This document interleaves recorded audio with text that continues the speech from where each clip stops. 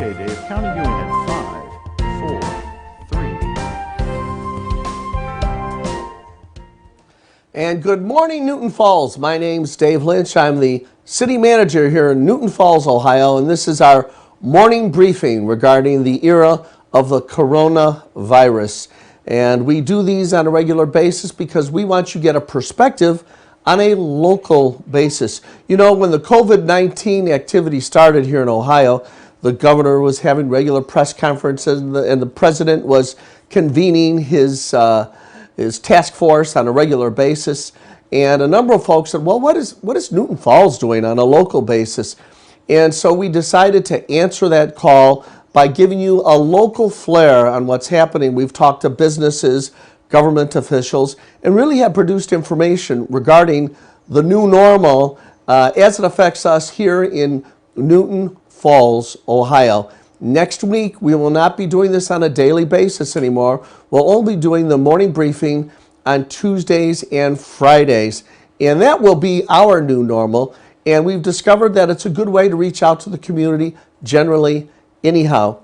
Before we get to our first guest, what I wanted to mention to you is the fact that during our council meeting on June 1, just a couple of days ago, we were at a new venue. Due to the kindness of Paul Woodard, the superintendent, and Russ Corley, the director of the physical plant for the Newton Falls schools, we got to have our council meeting at the high school stadium.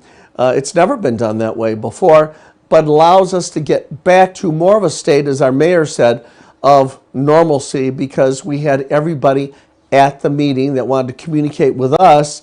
And it really felt like sort of reuniting of a family that had been apart for a while, so it was great.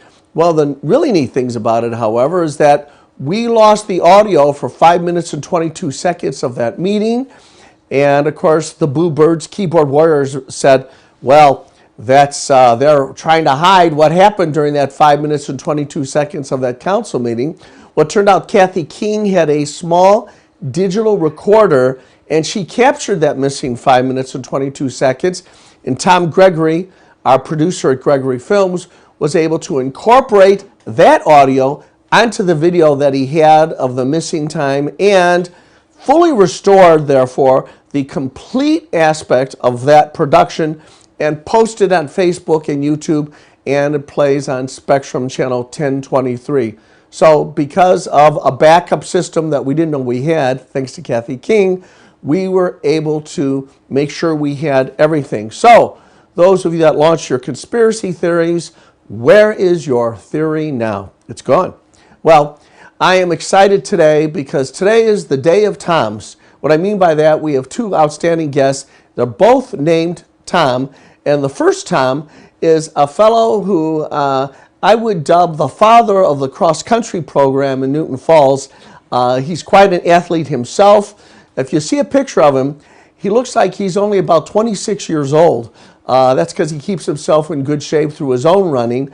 And more importantly, when he exercises his energy, it's not just in the interest of running and cross-country, it's on behalf of the community. He's the vice president of the Newton Falls Commerce Association, and he's the one that started a wonderful Facebook page, really a Facebook page that is what a Facebook page should be, a source of positive feeling and information in the community. It's called, of course, Be the Newton Falls, and now you know who the first Tom is. It's Tom Colosimo. Good morning, Tom. How are you? Good. Thank you, Dave. It's great to have you on. And Tom, there are about 1,000 reasons why we'd want to talk to you when it comes to Newton Falls, because you've been helpful in so many things. But what really sparked my interest in having you on this morning is that you've been encouraging and have been on the periphery of something that may be coming to fruition pretty soon, and that's something called a community trail. Tom, what got you interested in the community trail, and what do you see may be happening potentially with reference to the community trail in Newton Falls? We were supposed to start this about 3 months ago with a civil engineer from the Department of Agriculture, but we got set on hold because of the COVID-19. And we contacted him again, and we're going to start this back up. We're going to be in the planning stage of this, as far as laying out and marking the 46 acres on the school property to be used. We're going to be using GPS technology so we can have an accurate map to be able to use online and hand out to the people using the trail. The trails can be used for fitness, outdoor science lab, and hopefully cross country. All right, Tom, so I'll make sure I understand. Tell everybody, what is a community trail? If you were to give a definition of it, what would it be? This community trail is going to be on school property, but it's going to be open to the public to come and use anytime they want for hiking, walking, running, anything they would like to do outdoors. This trail is not going to cost anything to the school or community. We have volunteers lined up that said they would help us out. Even the military from Camp Garfield said they would send out their personnel to help us. We have people that have stump grinders and chainsaws and all sorts of equipment needed for this. Well, that is outstanding. So to some extent, Tom, I've noticed that in a number of the metro parks throughout Northeast Ohio and in a lot of the state parks, there are these things that are called a nature trail. And to some extent, it's very similar to that. Would that be a way of describing it? Yes, we'll probably have the local Girl Scouts or the kids at the school put up markers that identify trees, vegetation, animals in that area to make it more enjoyable for the public to use. Yeah, and that's a great educational feature. Well, Tom, you've been involved in so many things in the community, but what inspired you to help us put together a community trail in Newton Falls? What was your inspiration?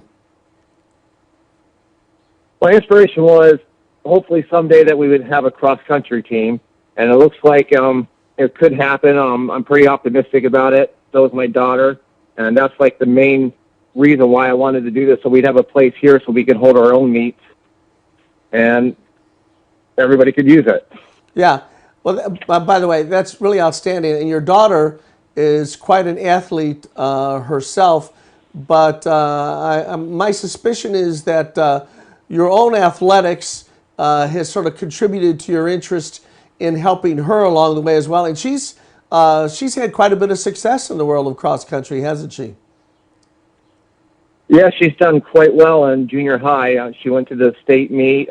She did well in track. She has some school records, and this will be the first time the school's offered this at a high school level, so she's really excited about that as well. That's right. Well, Tom, I just think it's great because establishing a community trail, it's like a gift to the community, and the fact that you are describing something which has the opportunity to be done in a way that's zero cost to the community is just frosting on the cake, Tom. And I thank you so much. And you know, Tom, your Be the Newton Falls Facebook page has been a wonderful, inspiring contrast to a lot of the Facebook posts that happen in this community. You know, I always tell people Facebook is a place where dark messages and angry people go to congregate, but that's not true of your Facebook page. Tom, what was it that got you to create this very positive area and source of information in Newton Falls? My wife actually came up with this idea for Be the Newton Falls, and it just kind of blew up from there. We wanted to show the community and surrounding communities that Newton Falls is a great place to live, a great community, and there's a lot of good things happening here. It kind of gets put aside when, you know, the negativity comes up, and then everybody forgets about the positive. So we want to have a place where there's nothing but positive for everybody to see at all times. Yeah, and that's your wife Tracy, who's been as involved in the community as you have been, Tom. And I congratulate you. I congratulate Tracy, your daughter. You've really proven that you don't have to be a government official to have a real big impact on the community. I'm sure, Tom, for you, it must be very fulfilling to see these ideas that you have, instead of just being little seeds left on the ground, they begin to grow and they begin to blossom as well. Yeah, so we enjoy helping out as much as we can, and we're going to continue to do so where the community and the school needs us. Well, Tom, we are awful grateful that you are here, and the community trail, folks, it is slowly but surely emerging to become a reality, and to a great extent because we've got some, you've got to have a catalyst. Nothing happens without a beginning, a spark.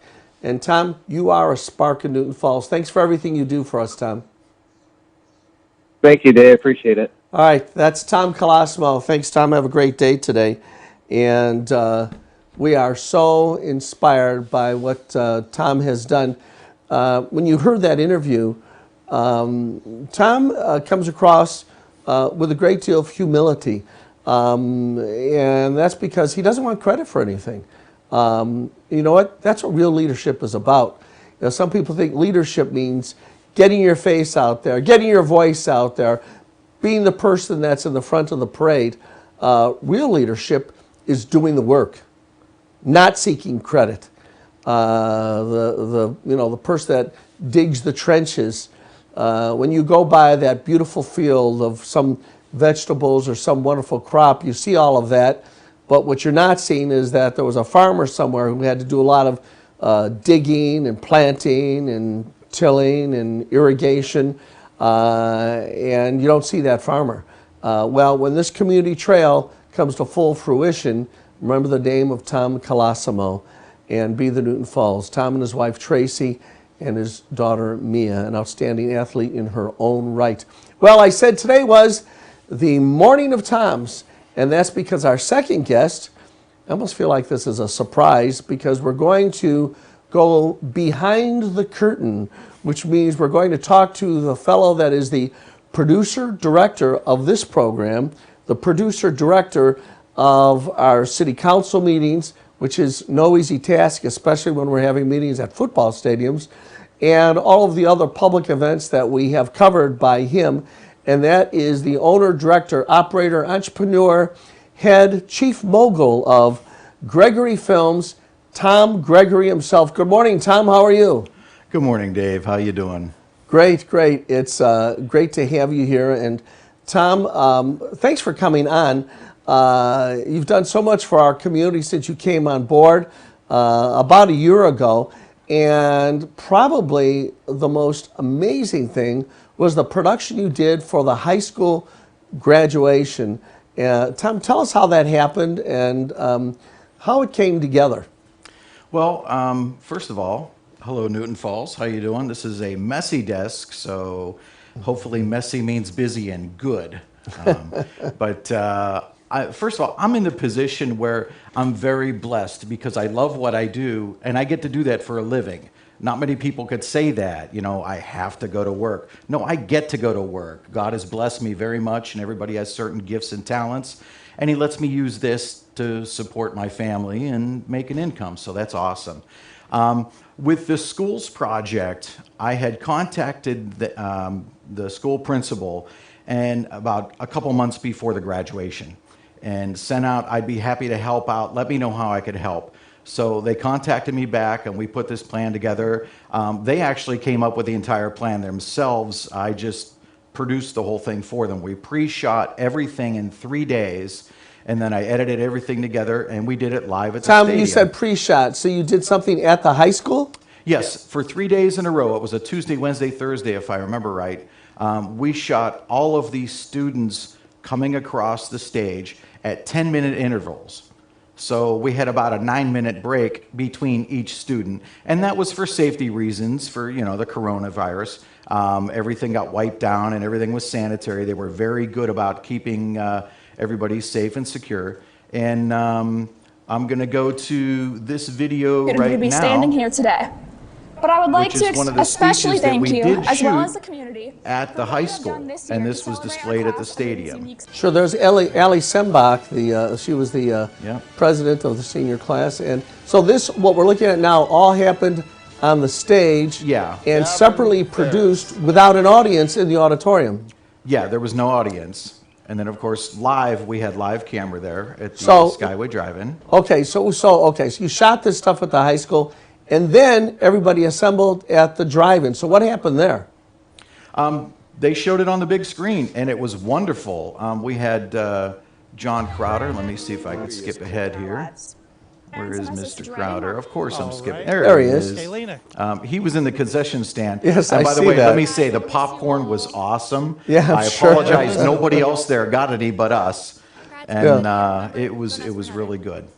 Yeah. Go nuts for nothing. Oh, that is very cool. All right. So you Again, essentially thank you very much to our shot athletic without an director, audience a Susan, graduation for ceremony, coming in and then and being convened able to everybody last in their shout out. automobiles at the Skyway Drive-In and Yes. played it all on the big screen. Well, I got to tell you, Tom, the senior class felt badly. They couldn't have a normal graduation, but now they're saying, we actually had an extra special graduation, Tom.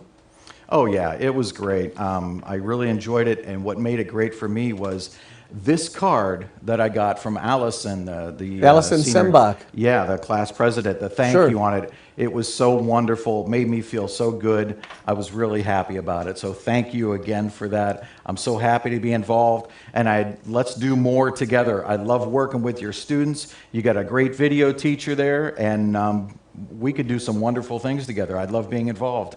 That's great, Tom. Well, Tom, switching directions a little bit, about 2 weeks ago, I approached you and said, you know, the mayor, Mayor Ken Klein and I have been talking about finding a way to bring a little bit more normalcy back to our council meetings, and that means having folks from the public attend the meeting and have a chance to talk to the city council live during a live stream of our meeting. And because outdoor venues provide a safer space in terms of the coronavirus, we said, how about doing this at the high school football stadium?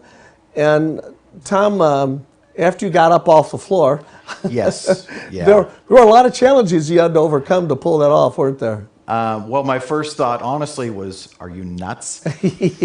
But yeah, we did pull it off. It actually went across pretty well. There's footage of that there. Aside from the, you know, the Watergate missing 5 minutes, 22 seconds. Right. But everything came out Just really briefly, well. thank you, ladies and gentlemen. I'm sorry about the audio there. Oh, that's And, all right. Even though power went out about 45 minutes before we're going to go live, Yes. for 30 minutes we lost power.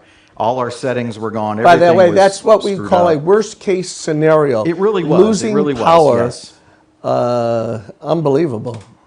But somehow you got the audio back up and running, Well, and things I have went pretty a well. great crew, Dave. Amy and Bob, our audio guy, and Amy, our a videographer, and Amy Steve Kloss. Amy Kloss, yes. I always and Bob- call her Mrs. Kloss. She doesn't like that. But No, she does not. No, so now she doesn't. what's like Bob's it more. last name?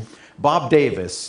He's from Austintown. He runs Davis Floor Care. Yeah. He's also one of the best bass players I've ever played with in my life.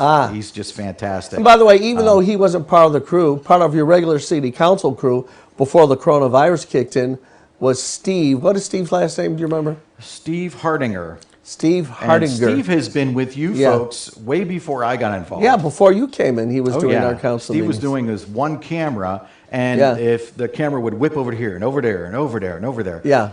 So you had me get involved, and I'm so glad we got together on that. Now we've got 4 or 5 cameras in the council room. It's a much more professional production than Steve could have ever done because he didn't have the resources. But Steve is a fantastic camera operator. He really is. And we miss him. His job has got him so tied up in the evenings now that he's not available for us on camera crew. So Steve, please come back soon. We need you, buddy. Okay. Well, you know, Tom, this sort of a congratulations to you. About a year ago when you came on the scene, we began to live stream on YouTube and live stream on Facebook. We were already doing some of the production prior to your arrival on Spectrum, but we've upgraded everything, went to a multiple camera system, and a multiple camera system allows you to capture things that you just can't capture with a single camera, as you were mentioning. I spoke with the Attorney General's office when the coronavirus came in, and we're trying to figure out a way to satisfy the open meetings law.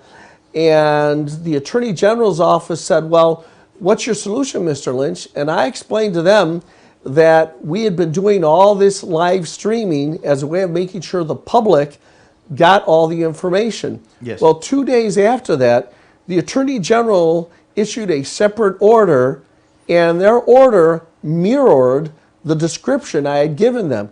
So I think what happened was the entire state of Ohio said, let's do what Newton Falls has been doing. That's the example. We really did. We did set the scene and create the protocol for communities to satisfy the open meetings law. And there are some communities that still to this day are not following the Newton Falls profile. Down in Columbus, Cincinnati, throughout the state, they're aware of the Newton Falls protocol for public meetings. And Tom, we couldn't do it without you and your crew. Oh, thanks. I'm very happy to be involved. I think it's a wonderful production. What's really helped us out is even though we can't have a camera operator in the city council room because of the limitation of 10 people, we have robotic cameras now. So I could sit back in production control and control a camera to zoom in and move around, and it makes it possible for us to do those kind of things. So it's been a lot of fun. It's been very interesting, we'll say that.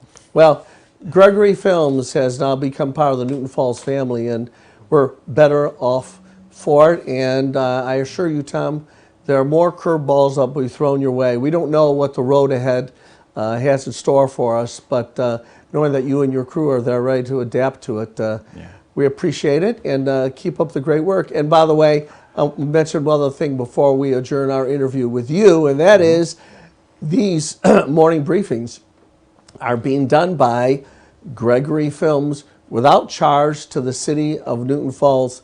And boy, how meaningful that is. By the way, Tom, one thing I didn't mention before, you kind of got into this because it's something that you really do love to do. But during the coronavirus activity, our fear, of course, was that Gregory Films would be locked down to the point where it might be difficult for you to survive as a business. But can you tell us briefly that story? How did Gregory Films continue on the road to success during the COVID-19? Well, initially, I lost probably $1,500 to $2,000 a month in income. And that's a lot. That would hurt anybody, no matter what level you're on. But quickly, things came into our realm that were different kind of productions. We're live streaming funeral services because people can't come in. We're live streaming dance recitals and displaying those on big screens. In fact, my company and Crop Photography are joining our efforts on a couple dance recitals coming up very soon, just for those reasons. So dance recitals, funeral services, high school graduations that we're doing now. So God has provided. That's all. It's simply that's how it is. So when we're things very open blessed up, to be in this position. You're going to have to add more staff when things open up because you'll have the new business. I'd love to. And the old business. Yeah. All right, well, thanks, Tom Gregory at Gregory Films. Well, that brings us to the close of another edition of our morning briefing. Remember, folks, after Saturday's broadcast, we're going to be going to twice a week, Tuesday mornings and Friday mornings only. But we've enjoyed doing these things because we want to keep people informed. I got another email yesterday from a resident saying how fulfilling it was to know that they could stay in touch with their community by having these morning briefings take place. So it's been a lot of fun. It's been very informative. And we've had occasion to exchange a lot of information. But please stay in touch with the city manager's office, even though these briefings will only be happening starting next week, only 2 days a week, by calling us at the city manager's office. The number is 330-872-0806, and I want you to call me. Remember, folks, putting a Facebook post on some kind of Facebook page somewhere is not a way of communicating with me for a lot of reasons. One is that I'm not always looking at Facebook. I do have other things to do in my job. And in addition to that, we want to exchange specific information with you individually so we can address your issue. Every now and then I read a Facebook post that says, hey, I put something up on Facebook a couple of weeks ago and Mr. Lynch hasn't responded. Well, that's because you've got my number. Talk to me, communicate with me, human style. Well, anyways, folks, That does wrap up things again. Thanks to the two Toms, Tom Colosimo, Tom Gregory of Gregory Films. Folks, keep the prayers going. As we emerge into the light of a more open economy, there is a danger of the COVID-19 kind of creeping back, like Freddy Krueger coming back into the scene again. So let's make sure we continue to flatten the curve and be sensible about things. But slowly but surely, we will get to do more events. We're all sad and disappointed that July 4th in Newton Falls has basically been washed out. No car show, no fireworks, no parade. And just yesterday, there was an announcement made, no car show either, at least on July 4th. They may bring it back at a later date. That's news, by the way. And what it really means is that 2020 has been sort of a learning process for us. I hope towards the end of the year, some of the iconic events will come back. You know, in the fall, we have something called the Chili Cook-Off. Halloween has always been a great thing. And towards the end of the year, the Christmas lighting ceremony. Wouldn't that be great to have that back on the docket again? I sure hope so. So on behalf of the city of Newton Falls and to everybody that's been involved, thanks for what you've done in tuning in twice a week next week. As I say at the end all the time, God bless America and God bless the city of Newton Falls.